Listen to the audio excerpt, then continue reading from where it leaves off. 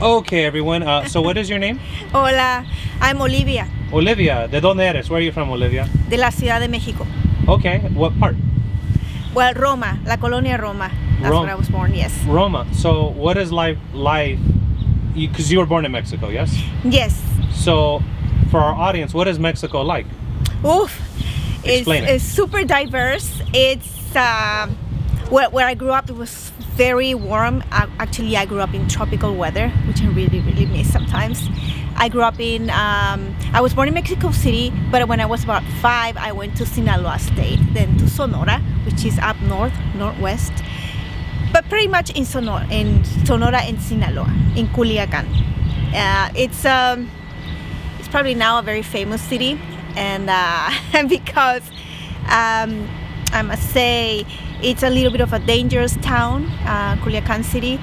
My father pretty much had me at home most of the time, and it was a hard time growing up actually there, but it was beautiful, and I like the Spanish language, and I love the fact that in Mexico there's so many indigenous lenguajes, dialects, like hundreds of them. And I would really like to learn at least 2 of them. So you said there's other dialects? Yes, even my father and my mom, they know one dialect, and I know a few words. So, but that's the only one I know. What dialect is that? I think it's called Yaqui. Jackie? Yes, and it's from the northern part, Ah, okay. like in Sonora. Yes. If someone were to visit Mexico, where you're from, what would you suggest they visit? What's a really fun place to visit? I tell them to go to Mazatlan. It's a beach that is like an hour and a half south of Culiacan, and it's very touristic, but at the same time, I think half of it's very it's full of plazas and places, old churches where you can go see actually artisans working there and selling their crafts. And there's a very old, like an 18th century theater there. I think it's called Teatro Ángela Peralta. It's a beautiful, like a Baroque building that you wouldn't expect to find there. And there's also like a huge market in downtown Mazatlan. Beautiful. Beautiful. Now, what are some popular foods that you have? Do you like spicy food? Oh yeah. Okay. Well, not all Latinos like spicy, from what I've been told. No, not all of them. Even in my family, like half likes it, half doesn't. Okay, so what are some cultural foods for our audience out there? Well, from the region of Sinaloa up north, you have a lot of mariscos, which is seafood, and we have a very spicy seafood. One is called aguachile, which basically is raw shrimp, camarón. You cut it like a butterfly kind of cut, and then you dip it in this lime juice for about half an hour, and you add a lot of chile, sometimes habanero, and like 3 types of chili, and it's super spicy. It could be green, it could be red, and whatever you do with it. And also on top of that, you add some pepper, black pepper, and it's really, really, really yummy. Okay, what are some other do you have pupusas or no? No. Pupusas I knew nothing about it until I came and I was living in LA here. Really? Yes, I didn't know about pupusas. So Mexico, you have tamales. Oh yes. So what are tamales for the audience? Okay, tamales is it's like a dough masa that you make with corn. Mm-hmm. Actually, you have to like grind it. They do it at an industrial scale now, but some people do it by hand with a little machine. You grind it with salt and some sort of, I think, lime. Anyways, it takes a long time, but once you have this really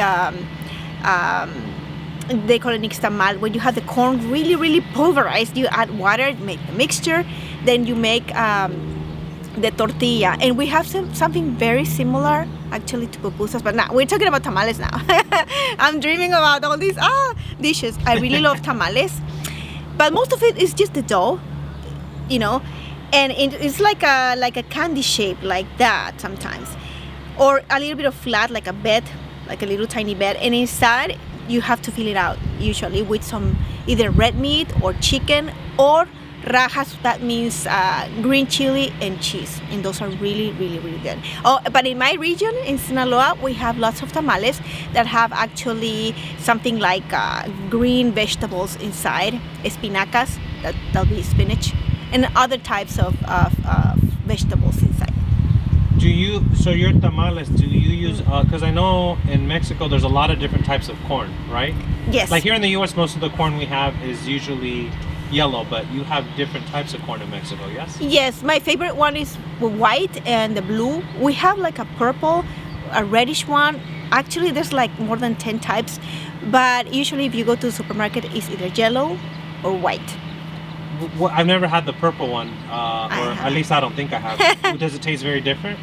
Slightly different. It's bluish, but what I like about it is when you make masa dough with the blue variety, the tortillas like rise quicker and it's easier to, the consistency is beautiful. Really interesting. Yeah.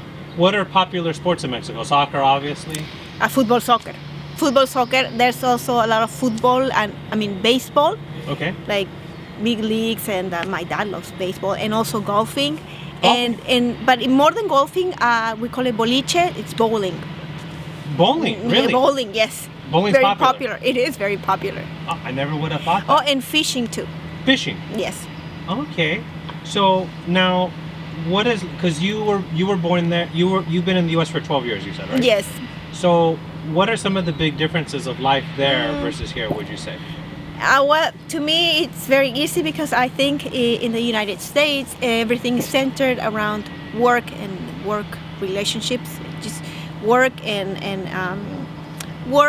consume and work and I kind of like it because it does make you a very disciplined person and reliable, maybe responsible. But in Mexico, I think, and I'm pretty sure, everything revolves around your family.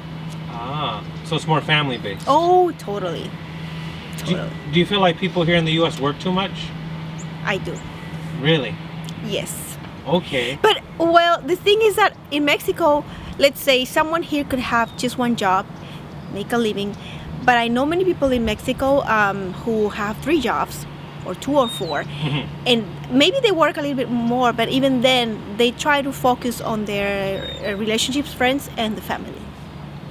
So, it's funny because when I went to Mexico to visit, that's what I felt like. I felt like after 4 o'clock, everybody just goes out to hang out, have fun. Yes. It's not like here in America, like work, go home, check your bank, check your investments. Even when you're working, yes. My dad, he still works.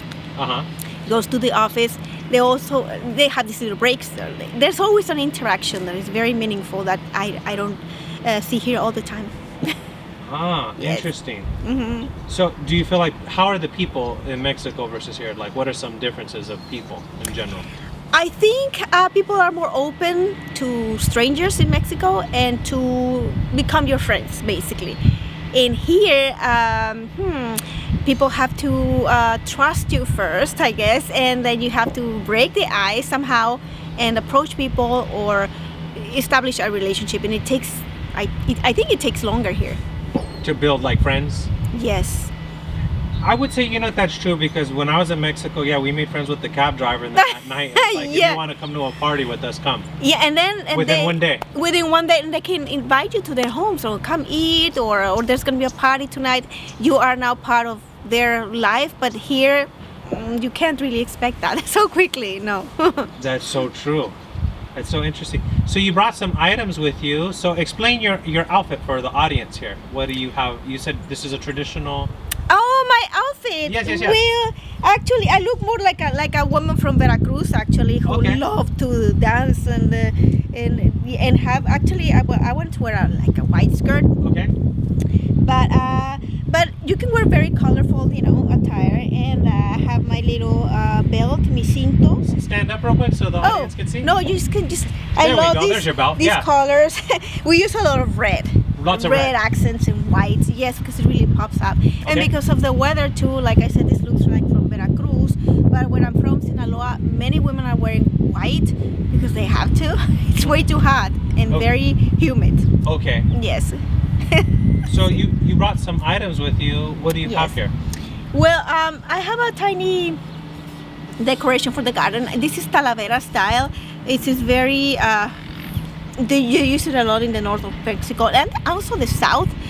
And especially in Puebla, Mexico, which is down south, they have these huge like planters and everything, things that you hang on the wall that have these colors. Usually they have a little bit of red, but any shade of red and blue, white, it's all over. And I love it because it's shiny. They love glazed objects and accents. I really like it.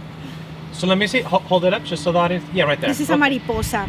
Butterfly. Mariposa. We use a lot of mariposas, butterflies, and crickets and little animals that are decoration. Do you have a lot of butterflies in Mexico? Yes, we do. You do? And we have the monarch butterfly. Oh, you have monarchs? By the thousands. Yeah. Yes, and I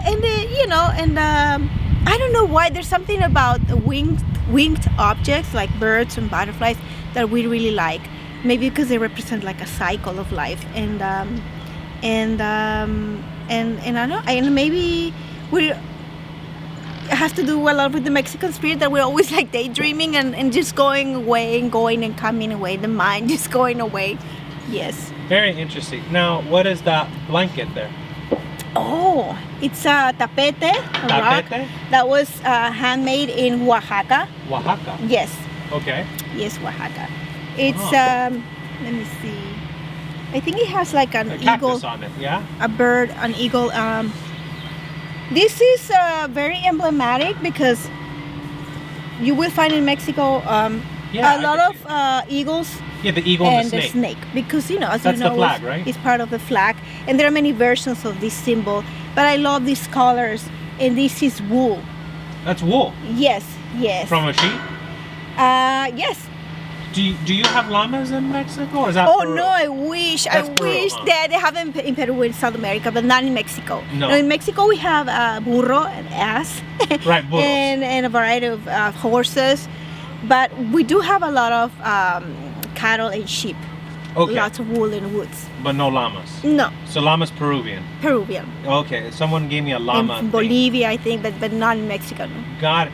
What are some other fun things about Mexico that people don't know? Let's say someone would never guess. Like, what's something fun that you would say? We have a lot of holidays because people are always looking for excuses to not work. To celebrate, to have a party, a fiesta, and to eat together, which is great.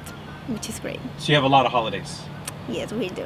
We have, like, for example, I wish we had here the Dia del Niño, the Day of the Children, which is a huge celebration in Mexico. We don't have it here. Dia del Niño? Del Dia del Niño, that's on April the 30th. What is it celebrate? Just kids? It's huge. They celebrate children. Just children? Big time, yes. No, you go to the mall, you go to the restaurant, everything, and everything's around children. Really? Oh, yes. I've never heard of that one. Oh, that's big in schools and everywhere. But do people generally in Mexico have big families? I would say usually bigger than here, yes. More than the U.S.? Yes. Do you think that's because the cost of living in the U.S. is so much more expensive, or you think it's a cultural thing? Well, in part, yes. I think it's both, but it's more, I guess, cultural and traditional. Yeah, because people here don't seem to have children much, and everything you said is based on work. Yes, indeed. Yeah. No, we love. Actually, if you go to Mexico, another fascinating thing is that anywhere you go to Mexico, you're gonna see most of the population, la población, it's gonna be someone under 18 or 19. Really? Yes, it's a young country. Still, you see a lot of children everywhere, like young. It's like the opposite of, I don't know. Maybe you go to England and you see a lot of people. Old people. They're old people. No, in Mexico you see very young people. Really? Oh yeah, they have a lot of power there. Yes. That's so interesting. So another thing with Mexico is, from where we are in California, how far is your hometown? Well, if I drive, I would have to drive about 6.5 hours. No, 5 hours down south. Mm-hmm. And then I'm in Tijuana. I'm at the border. But then, if I want to go to Sinaloa, I would have to drive for about at least 12 hours or something. So it's a big difference. Yes. So, but if I fly, let's say from Tijuana, I would fly for 1 hour and 39 minutes, something like that. So like 2 hours. Less than 2 hours. Yes. Okay.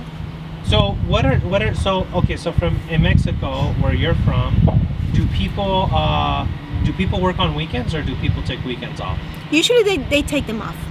Okay, so They do. it's not like here. No, weekends are pretty much for, playing football with your son and going with the neighbors, and it's just like I said, it's around gatherings. Yes. Everything's about gatherings. And usually when somebody works, it's usually the male, and he works for, like, let's say that he works on Saturday, but as soon as he comes back home, everybody's like, dad, or whatever, my brother, and then you start to have this convivencia, this celebration, pretty much. Oh, interesting. Yes. That is now. Can you, because you speak Spanish? Sí, claro. Can you when you hear someone speak, can you know where they're from right away just by listening to their Spanish? Pretty much. But there's like accents, like there's a kind of accent, for example, from Jalisco, from Guadalajara, that I can't really discern. But if I listen to, I can speak like someone from Mexico City because I have cousins there. Very different, or someone from La Sierra in Chihuahua, or Sinaloa. I know the accents, like at least 4 of them, but there must be about 9 of them. Yeah.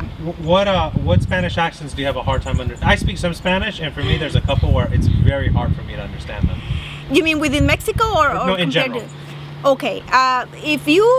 It's hard for me to detect an accent that is from Chile or from Bolivia. Argentina? No, that one I can actually understand, okay, and I have a hard time with Argentina. No, that's pretty easy for me. Or someone from Ecuador or Guatemala. They have subtle differences there.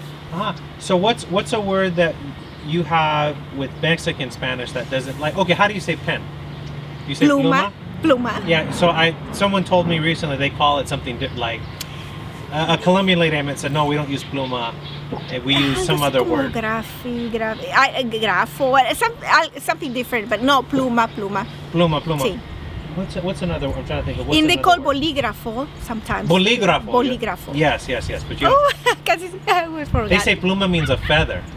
Also, because all pens were feathers, but you still call them plumas. Oh. That's the general name. Yeah. I never put that together till now. Yeah, because they told me it's a pluma Quill, feather. Yeah. But you're right, pens used to be feathers. Mm-hmm. So if somebody, so I know you have tamales. What are other cultural? I know you said the camarones, right? Yes, we have chile rellenos. Chile relleno. You take an Anaheim chile. It's like a big triangular green chile, and first you put it, like, you grill it a little bit, so that you can get rid of the outer layer of the skin, which is the hardest one. You get rid of that, and then now it's sort of like a soft chile. You carefully make an incision wound, and then you put either white or cheese for quesadilla inside, or you can put some meat, something, and usually it's cheese. And then, in the meantime, you're making this egg batter, like you're gonna make tempura, kind of something like that, and then you put the chile in the batter. I mean, you put batter all over it, and then you fry it, and it's so good. And in the southern region in Mexico, after you do all that, they add some white cream and pomegranate seeds on top. And this is on the fruit? It's the plate, and it's the chile, which is with the cheese inside and battered, and on top of that is garnished with the little pomegranate seeds, so that it shows the green, the white, and the red colors of the flag. Yeah. That's one of the national dishes. What's the name of the dish? Chile relleno. Chile relleno. Yes. And that's is that in all Mexico? Or is that and I forgot. Usually, no, it's all over Mexico. But in the north, where I'm from, you put the chile relleno, and on top of that, it's like a burrito mojado. You put this red spicy salsa on top of all that. Oh, and that's delicious. Chile relleno with the red salsa. Have I ever had that before? Maybe you have. I don't know. So I hope you have. Maybe you will remember. Yeah, I have a bad. So here's a fun question. Yes. Okay, do you make tortillas at all? Yes, I do. Okay. I do flour and I do corn, but in Mexico usually you do corn corn. Okay, so like for example, here. So my mother's Mexican. So, Oh, yeah. So here in the U.S., it's funny. So if like I go to a store and I buy tortillas, right? When I heat, how do you heat your tortillas? Do you do it on the pan or do you do it over the open flame? No, I would do it on the pan. You use a pan? Yes, unless you have handmade from scratch made the tortilla, which is a different kind of the taste would be different, and it's okay to grill it a little like on the flame. But something that you buy in the supermarket, it's much better to do it in the pan. Okay. See, because I was always taught do it over the open flame, and then I saw someone one time doing that. It's tricky. I mean, I've hurt myself before, but now I've gotten good at it. But okay, I was just curious to see. I was like, maybe that's just my mom's tradition. So in Mexico, is there a lot of? Because I know in some Spanish countries, there's a lot of dogs. Dogs kind of just roam the streets, and they're just. Yes. There is, huh? Yes. And also, let's say my mom, she very much adopted about 12 dogs when she was younger. 12. And she also always has at least one or two. And and it's regarded as, wow, you're such a generous, giving person if you take care of dogs that are abandoned, which are many actually. And even though my parents live in a big city in Sinaloa, you see them in many streets, just roaming the streets, and it's a little sad sometimes. How do they get food? Do people feed them, or they just? Actually, people sometimes feed them. Yes. Really? And because they can find a lot of like trash cans. Right. Actually, they go eat it, and when they're not feeling very well, they go and eat some grass. Then again, they go to the trash, and because I've seen that happen. So they're like wild animals. Yeah. They're very noble, but I found that actually what I found very wild are some cats in the area, like from the mountain. Sometimes those are wild, but the dogs are pretty easy to, how do you say? They're not going to bite you or anything? No, rarely. Do you guys have coyotes? Yes. You do have coyotes? But not where I live. In the Sierra, yes. Okay. I was just wondering what are the animals you guys have that might be different? Do you have any animals that are different there that we wouldn't? Well, for example, in the tropical weather, you find a lot of alacranes, scorpions. Like I've seen them in my patio, and tarantulas, which you don't see very often here. Like the big ones? Big, yes, big ones, and other varieties of spiders. Okay. And insects. You find a lot of crickets that are really, really big. And actually, they eat crickets. I've had crickets many times, and they eat a lot of the flying. People eat crickets? And ants too. The flying ants, which are round, kind of. You eat them. The chicatanas. Those are really, really nice, and very nutritious too. What do you eat the ants with? You just eat them? Oh, you make tacos of chicatanas. Really? Yeah. So they're tacos made out of ants? Yes. But it's not very flavorful actually. But they're nutritious. Yeah. I've never heard of this. So when they make the taco, is it a lot of ants, or is it just like a couple? A lot of like ants. A lot. Yes, they're grilled, and usually because they're not very tasty, they grill them and add some lard, pork fat, and that's why they taste kind of like bacon, because that's how they do it. But they're pretty good. So they eat ants. And sometimes with pig fat. The eggs of the flies. They eat fly eggs too? But not in my region, but in the south, sometimes they do. Really? They make little tortas of the eggs of the fly. I don't like that because I've heard that it kind of it smells funny. Yeah, moscas, yes. Oh, yeah, I don't know if I could eat the fly fruit eggs. fly, yeah. No, I wouldn't eat that. Yeah, I don't know if I would want to eat a fly egg. Yeah. Because like people, I had met a guy from Ecuador, and he said they eat guinea pig. Do you guys eat guinea pigs? Guinea pig? No. You know guinea pigs are, right? They look like rats. Yes, but usually we don't. Okay, he was telling me they eat guinea pig. He's like, oh, you can come try some. I said, I'm not eating. No. I'm not eating. We have a big, pigs. Okay, I said I refuse. Certain things I refuse to eat. I said I'm not going to eat a guinea pig with you. I said I'll watch you eat it, but I'm not going to eat it. So one other thing about Mexico that I'd like to know is, so Mexico is surrounded by what other? I know you're on the border of the U.S. And then what's the other country that borders Mexico? In the south, Guatemala. Guatemala? Guatemala, yes. And is it just Guatemala in the U.S.? Yes. So it's only two countries? Yes, in the border, yes. Ah, okay.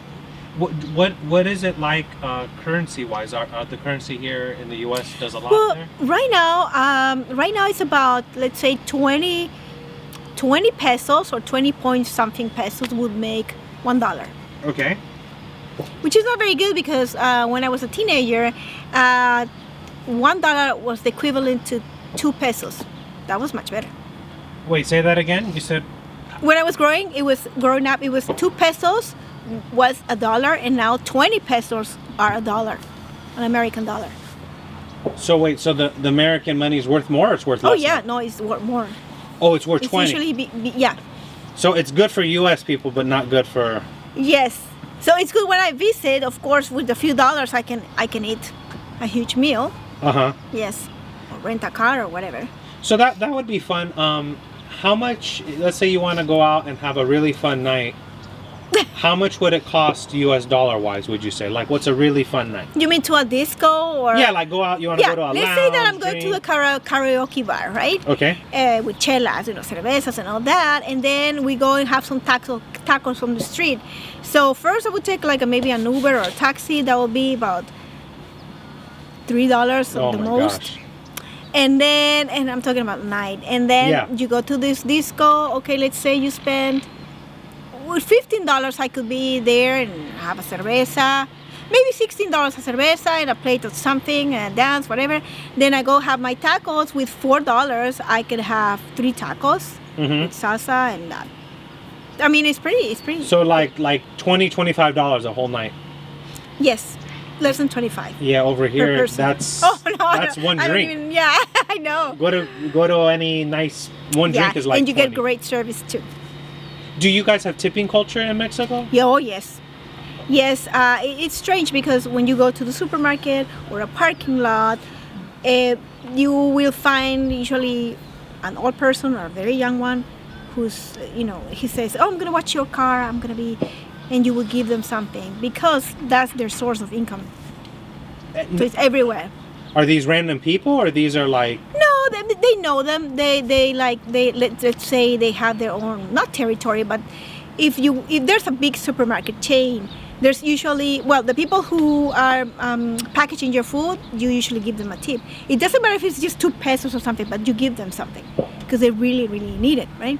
Because sometimes they get paid very, very little. The salaries there is pretty low. Okay. And I mean, it's much lower than here. So Right. tips are very important.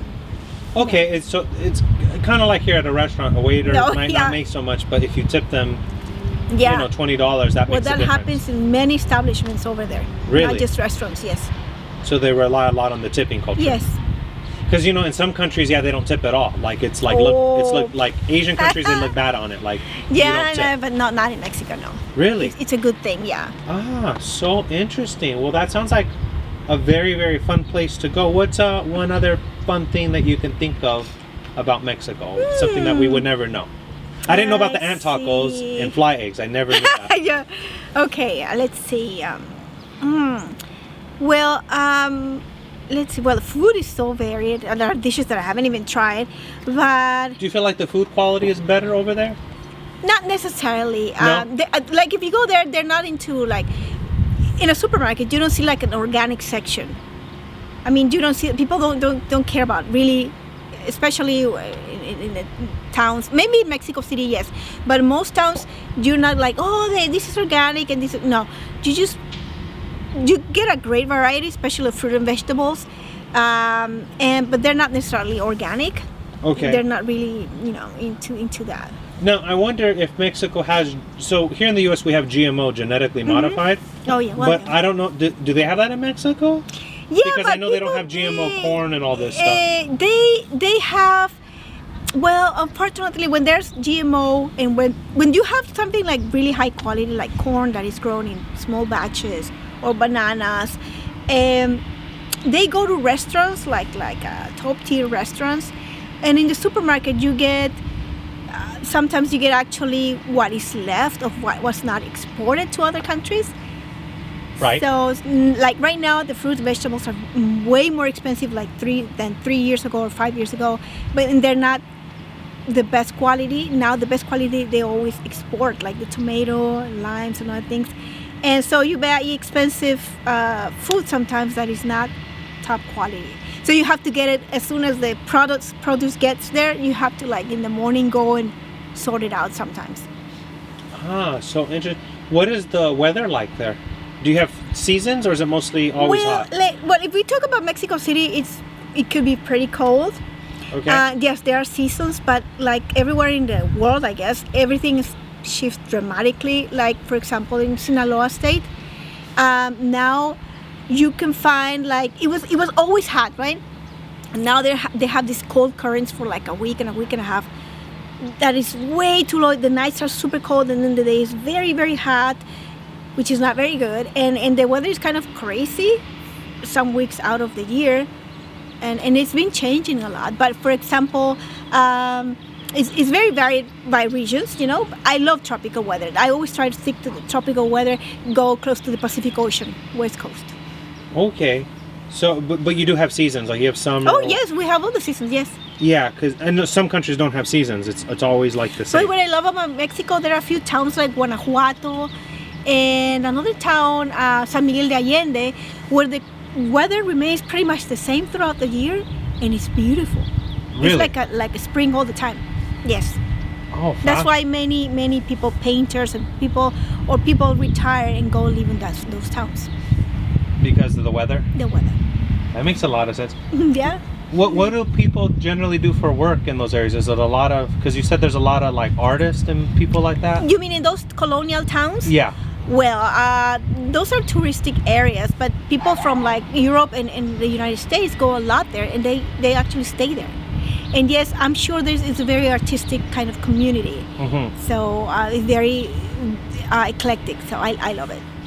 Interesting. So you said a lot of U.S. people go there and live there? Oh yes, and also in some of the beaches. Yes. I guess because life. It's never cold. Like really. Cold, yeah. It's kind of like here, like California where we are. It doesn't really get cold. Yes. So, but then the money's 20 times more. So. Oh yeah. So you're living. You sell a property here. You go there with. You can live comfortably. You just have to be careful, of course, because sometimes after 6:30 p.m. you have to be more cautious. Sure. Yeah, but if you have people like neighbors who look after your property and you get along with other people, you can have a fantastic life. Do people? So I had met a lady from El Salvador, and she was telling me where she was from. People generally do not move from where their house is. The house kind of gets. Is it like that too? I think it still is like that. Yes. Really? Yeah. Usually you grow up in a place. You're there for like at least 13 years, 14 years. Maybe you move out to another house. And you consider so many things before moving out. It's not just because of your work or whatever. Yes, it's very important to have your place. So does the house generally get passed down to like the different generations? I think so, yes. Okay, because I hear a lot of times. Tell me this, like here in the U.S., usually when someone's 18, they usually move out right away. Oh, not in Mexico. No. No. What do ladies usually wait till they're married before they leave, or? Well, now usually ladies, they go to college, and they might come back, and then yes, they get married. But no, now they leave the house maybe a little like 2 years, 3 years earlier, just because they go to college or university, or they move out and work somewhere else. But I guess I say the tradition is still like there. Like in my case, I went to school and I went back home, and then I left again. But most of my friends, female friends, they stayed there until they got married. They stayed at home. Really? Well, it really depends. Like it has to do also with the social classes, of course. Let's say. Is there different social classes? Oh yes. So explain that, because some people don't know how that well, works. it's not as rigid as before, but like 30 years before. But let's say that in Mexico, it's very open regarding the social strata. Okay. Except for some towns in South Mexico, like Puebla, sometimes in Mexico City, where it's very rigid, like they want to make this distinction. But up north, for example, or in the middle, or in Baja California, it's not like that anymore. It's like they don't really care. It's the opposite. You want to like mix and you want to really how do you say, have a gather with all kinds of people. You really appreciate, regardless of whatever your status is. So I knew a lady from Colombia, and what she told me was, I don't know, this was a long time ago, how the social classes work. Like I guess like when the kids would go to school, they'd have a card and it'd have A, B, or C, I guess, to indicate your social class. so they knew how to like separate things. Really? In Colombia? That's what she told. So if I'm not Wow. mistaken, but Oh. did you ever have anything like that? No, the opposite. Well, usually in schools, I went to a private school, but I know that in public schools as well, they try to make everyone, usually that's why they wear uniforms in Mexico very often. They want them to feel at the same level. The important thing there is the intellectual achievement there, yeah. Oh, that makes sense. Yeah. So you said you went to private school. Yes. I went to an all-girls Catholic school I was going to ask, for a long time. They separate the private schools from male and Yes. female, right? Yes. So, and Well, no, actually, look, public school is all mixed, but private schools usually are just men or women. makes sense. Usually. What are some careers people usually do there? Is it like teacher? I guess like everything, right? Teachers. Teachers, there's a lot of, there's agriculture. Okay. You know, they studied, and also I've seen a lot of friends who studied to become a veterinarian. And yeah, doctors, architects, pretty much the same. Ah, so interesting. Oh, look, we have a Oh, friend. but and I noticed there are a lot of people who study chemistry as well. Uh-huh. Like my mom has friends, females who are chemists. Okay. So that's interesting. Really? Chemist. Yes. Are you gonna go back anytime soon? Do you have any plans to visit? I want to visit in about 2 months. 2 months. About the Okay. spring, yes. Well, thank you so much for giving us. That was good. 40 Thank minutes you. about the fun cultural thing. And say again the part of Mexico you're from. I'm from Mexico City, and I grew up in Sinaloa, in Sonora. How far is Sinaloa from Mexico City? Oh, Sinaloa, you would have to drive about 1, 2, 3, 4, 5, 6, at least like 10 hours. 10 hours. Maybe Okay. more. So it's a good Yes. distance. Oh, so you did bring some other items, right? You bought masks and some things? Well, I have 2 little masks, and I'll grab it in a moment. And I also have a sombrero, a Yeah. saguaro from the northern region. Yeah, show us. Yeah. Okay. Where's my sombrero? There's some letters Okay, this is many males because it's so sunny there. In the fields, they wear this, but now it's kind of fashionable. They usually have a little something, either little feathers here that I'm missing, there. Okay. but some decoration. But this is the basic Is that for male or female or sombrero. both? No, this is for male, but I like it. Look, it's big on me, but it's kind of cute. Oh, it looks nice on Because you. you go to the fields, really, and this is really hard actually, and they really last for years. These are expensive, believe it or not. Like $200, $300? They're like 200, yeah. I mean, here they're expensive. They're not so expensive over there, but this is quality. Let me see. So it'll last. Yeah. They Oh, paint yeah, it with something yeah. so that the rain, nothing Yeah, disturbs the...